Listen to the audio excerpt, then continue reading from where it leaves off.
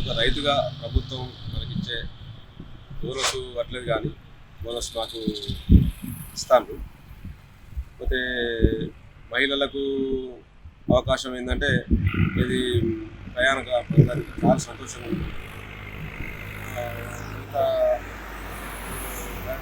రైతు రైతు బంధు మాత్రం లేట్ అయింది, దాన్ని ఇస్తామని రైతు బంధు కొరకే ప్రజలు ఆశాభావం, కాకపోతే బడ్జెట్ లేదని ప్రభుత్వం వాళ్ళు చేస్తున్నారు. అది తప్పనిసరి కావాల్సిందే, ఇవ్వాల్సిందే.